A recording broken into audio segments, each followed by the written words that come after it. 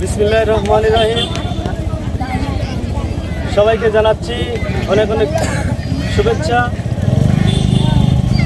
আজকের এই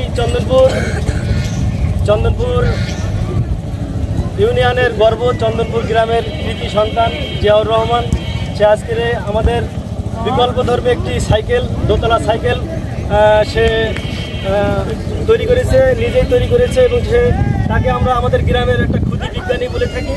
এই গ্রামের তার ভিতরে অনেক যে প্রতিভা রয়েছে, সে বিভিন্ন ধরনের নতুন কিছু আবিষ্কার করে থাকে। তার একটা নিদর্শন হচ্ছে এই সাইকেল, দোতলা সাইকেল। এটা বাংলাদেশের কোথাও এই দোতলা সাইকেল আছে বলে আমার জানা নেই।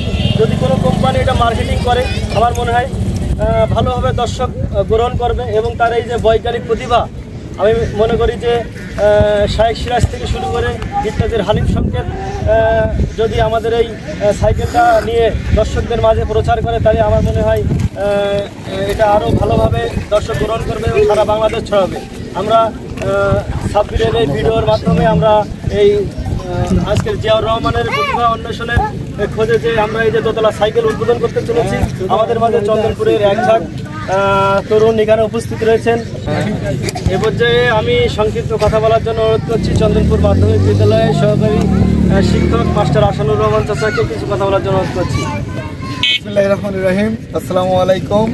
আমি সবাইকে পবিত্র ঈদ উল ফিতরের শুভেচ্ছা জানাচ্ছি এবং সাথে সাথে গর্বের সাথে আমি বলছি, আমার গ্রামের জিয়াউর রহমান একটা নতুন প্রতিভা তার ভিতরে আছে, সে আজকে আমাদের প্রকাশ করে দেখাচ্ছে। আমরা আশা করব আগামীতে আরও ভালো ভালো প্রতিভা সে উন্মোচন করবে।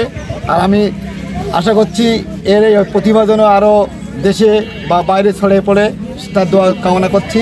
এখন আমাদের মাঝে সংক্ষিপ্ত কথা রাখছেন সাতক্ষীরা সরকারি কলেজের সম্মানিত সহকারী অধ্যাপক জনাব আবুল কালাম আজাদ, হিসাবরক্ষক বিভাগ। ধন্যবাদ।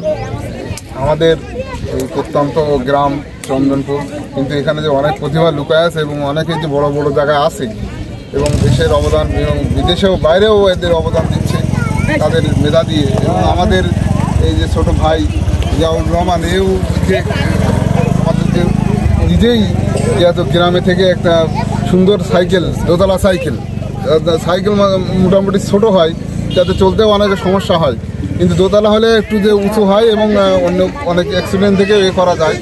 এখন উদ্বোধন করেছে, এই উদ্ভাবনটা যদি আমাদের আরও জাতীয় পর্যায়ে কোনো জায়গায় দেখায়, আরও পৃষ্ঠপোষকতা করে এটা যদি আরও উন্নত মানের কোনো কিছু করা যায়, তার সাথে আলোচনা করে আমি সেই দৃষ্টি আকর্ষণ করছি।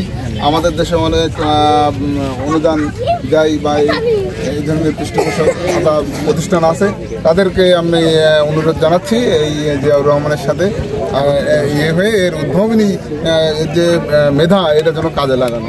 ধন্যবাদ সবাইকে। ধন্যবাদ।